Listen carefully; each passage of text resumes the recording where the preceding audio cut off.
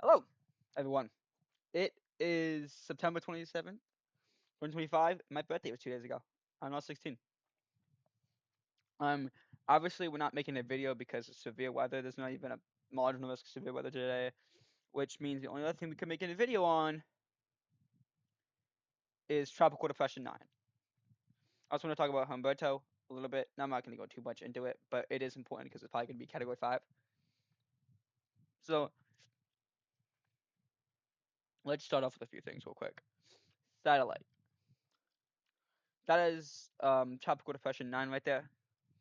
Very disorganized at the moment. And if we look at infrared, you can see it's very disorganized. If we would have, let's just better look over there. Um, it's very not disorganized. That's Humberto though. So yeah, I want to look at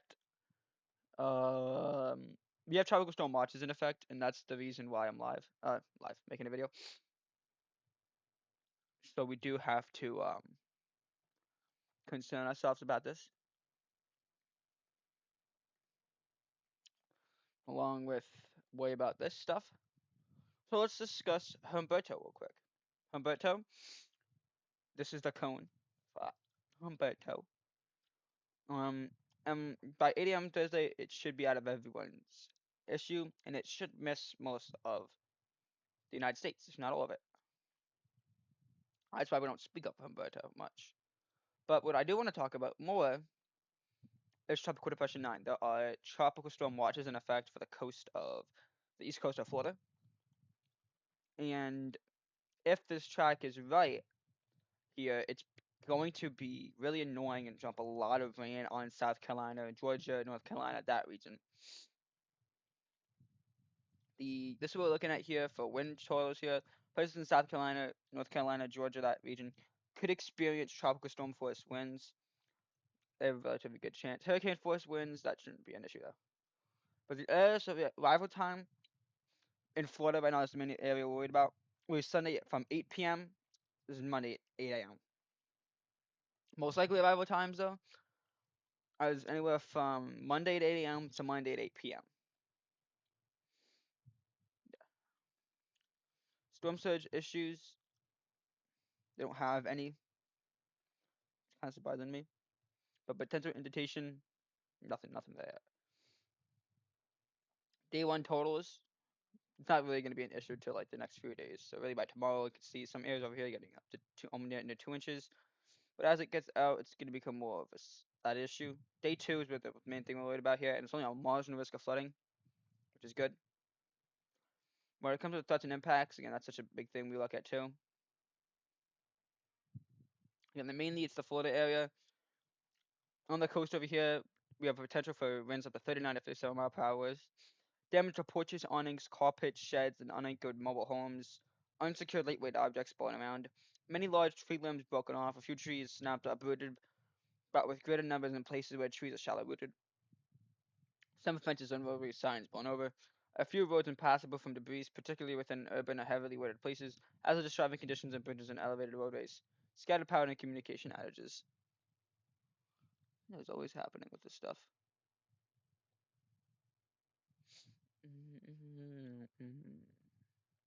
Storm surge threats are very localized. Potential storm surge flooding greater than 1 foot above the ground. Localized indentation with storm surge flooding mainly along imminent shorelines and low-lying spots or in areas farther inland near where higher surge waters move ashore. Sections of near-shore roads and parking lots become overspread with surge water. Driving conditions dangerous in places where surge water covers the road. Moderate beach erosion, heavy surf breaching dunes mainly in vulnerable locations, strong currents. Minor to locally moderate damage to marines, docks, boardwalks, and piers. A few small craft broken away from moorings. Flooding range risk, this is a lot more in. Um, while we're not concerned about this region yet, once alerts go in, we will talk about it, but currently we're only focusing on the Florida region. Potential for locally flooding rains. Localized flooding rain may prompt a few evacuations. Rivers and tributaries may quickly rise with swift currents. Small stream creeks, canals, and ditches may become swollen and overflow in spots. Floodwaters can enter a few structures, especially in usually vulnerable spots. A few places where rapid piling of waters occurs at underpasses, low-lying spots, and poor drainage areas. Several storm drains and ventilation spots become near full and begin to overflow. Some brief road and bridge closures. And the tornado threat does not exist at the moment, which is good. We've already obviously checked out satellite imagery for this, but that's Humberto, and that's a lot more defined. So, what I want to talk about now we're going to take a look at uh, this. We're going to take a look at hurricane models after we do that, and we're going to take a look at GFS models. Where is that? 12Z is not out yet.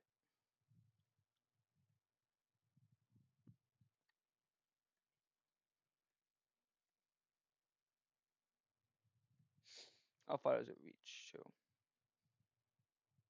30th, that's not far enough. Where's this thing go to?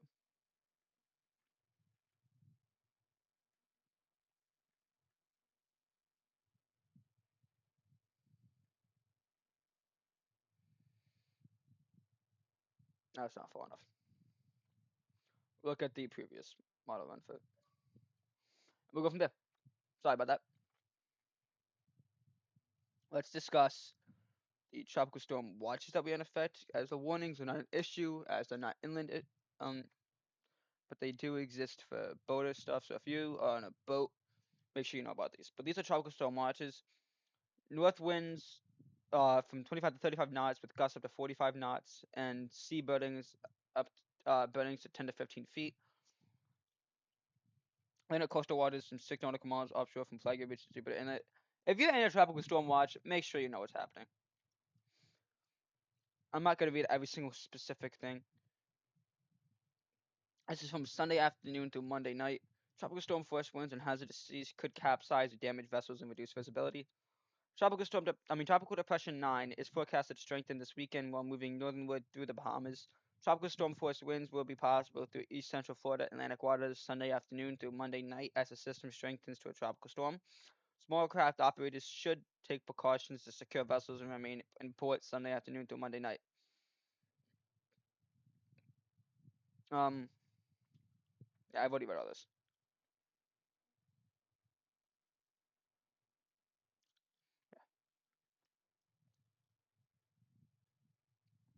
So. Obviously, when we look at this, we always said the tornado does not exist, but the next storm prediction center update for this is in about 2 hours. Actually, an hour and 30 minutes. And they could do maybe a marginal risk, like right there, for tornadoes. And that's what we're going to look at a few models. We're going to start with GFS. We're going to transition over to the HRRR, and we're going to look at multiple hurricane models. So just looking at the GFS model here, we can clearly see it becomes a well-defined low. It's going to graze Florida with its presence, but then the outer bands are really going to affect. Um, the outer bands are really going to affect South Carolina and Georgia and North Carolina. And if it wasn't for Umberto here, it would probably make landfall into South Carolina. But since Umberto's going to take it with it, it's going to move out to sea. So we're not going to have a direct landfall, but we could. That's just from the GFS model. We could see it affect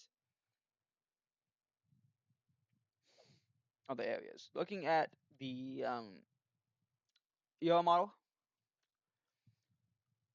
it has it again basically following the same exact pattern. It's gonna go graze its presence with South Carolina, maybe Florida in some cases, but then it's immediately gonna go out to sea.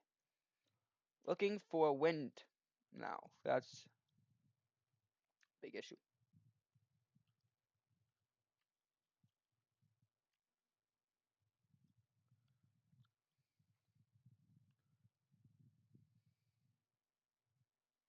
Very strong winds,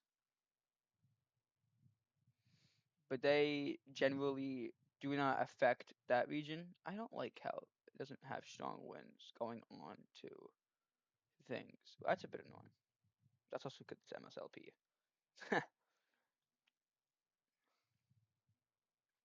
I guess. Look at 925. Yeah.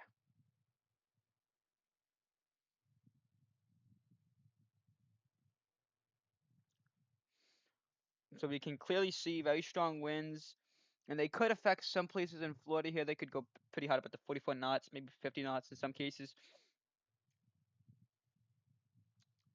But the main issue is going to be when it gets to South Carolina, as they could experience 42, I saw 45, 46 in some cases.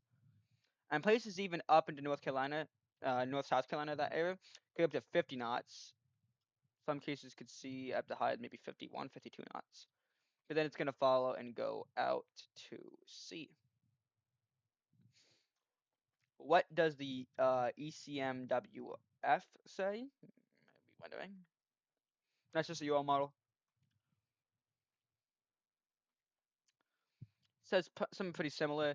What it does actually say is Florida should be missing the worst of it, and they shouldn't really get a lot of this. Maybe northern part of Florida gets it, but that main part there in the middle part of it shouldn't experience it. But places in South Carolina and North Carolina should experience stronger winds, and the ECMWF is more accurate than the GFS model.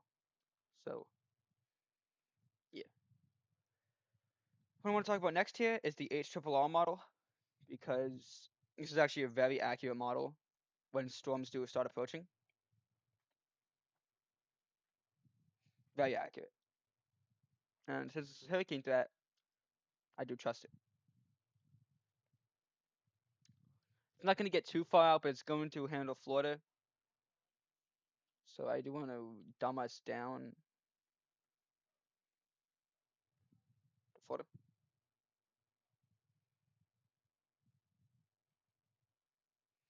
You can see as Tropical Depression 9 comes into here, they could experience some of the outer bands. And the reason that we're not expecting tornadoes from this is because these outer bands are only going to, they're not the north eastern quadrant.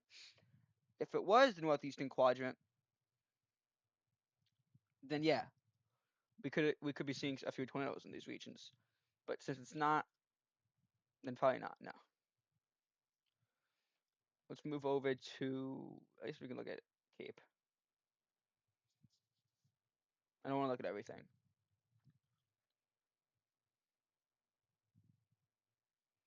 You can see as the storm approaches, Cape will go very low in these regions, and it will not put too much risk into Florida. So we're really not looking at a strong tornado risk. Looking at shear,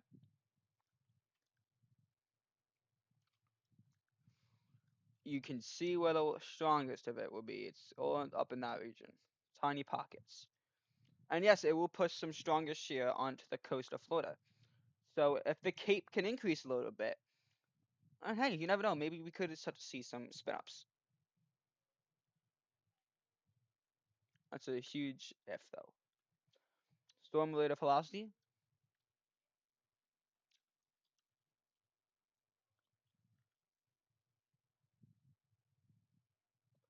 some spin, some relatively stronger spin in some certain areas. That would be on mainly on the coast part of Florida. So it's going to be a matter of this Cape issue here. Look at the EHI.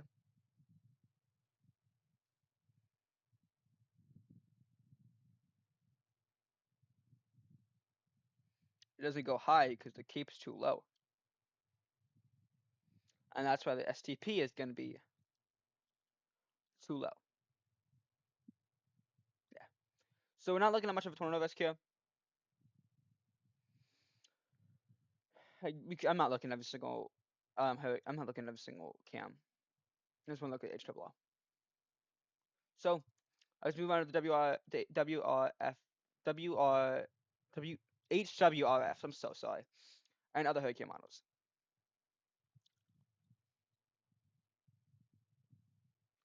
You can see this one has its grazing its presence on some relatively strongest storms in some areas.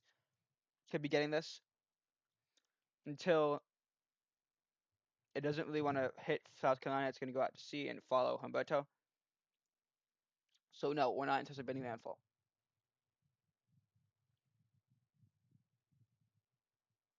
the parent version of this. It doesn't have don't have access to.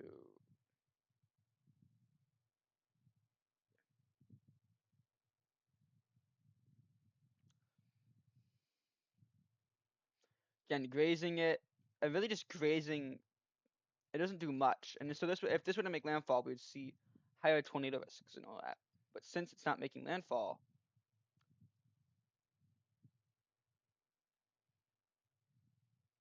we're not looking at too much of a tornado risk.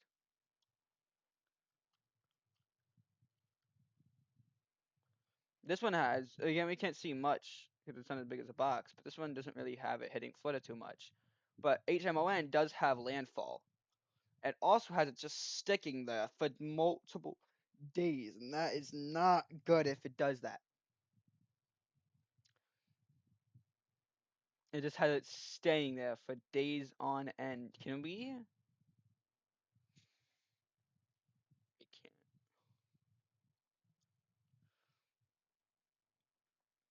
can't. Again, we gotta look at multiple models here just to tell. 'Cause I want to see how much rain they're really expecting. I can check GFS. Again, this one doesn't have it. This one has it going out to sea. Interesting. I don't want to look at every single model that we have access to, so I'm not going to. I'm not looking at that either. This is new.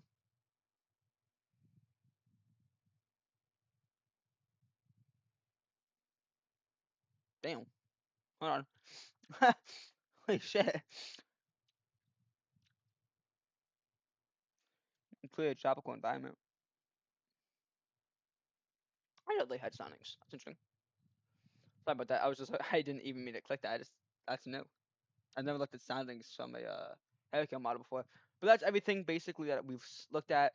What I can confidently say is we shouldn't be expecting landfall from this, but we could see issues. Oh yeah, I actually want to read this out too real quick. I completely forgot this existed. The depression is expected to strengthen and bring tropical storm conditions to portions of central and northwestern Bahamas through Sunday night.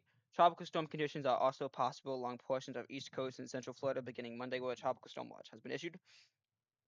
Rainfall associated with the system will continue to impact eastern Cuba, Hispaniola, Jamaica, and the Bahamas through the weekend, which will likely produce flash and urban flooding. Mudslides are possible in higher terrain. There is a significant threat of heavy rainfall early next week from the coast of Georgia through the Carolinas into the southern mid-Atlantic states, which could cause flash urban and river flooding. The depression is expected to be at or near hurricane intensity when it approaches the southeast U.S. coast early next week, which wi- which there is a risk of storm surge and wind impacts. Oh, although it's too soon to specify the exact location and magnitude of impacts, residents should closely monitor the latest forecast, updates, and ensure that they have a hurricane plan in place. I'm not a resident, thank God. But I will be here to talk about all these updates and what to expect when they come out. So, as we did for Erin, when that was an issue with the United States, we would do a short unless there was new updates with alerts, and so that's what we're going to continue to do. Every about 3 hours or so, 2 or 3 hours, we're going to do a YouTube short with the newest update, intermediate, or genuine update. And unless new alerts go up, we are going to continue to do that. That's what I have to say though. Be ready. Stay weather aware, and in case something happens, we'll be there immediately. And if a tornado risk does pose up to at least 5%, we'll be live. Voice crack. We'll be live if that happens, but if not, I will not be live streaming. So that's all. See you guys later. Have a good day.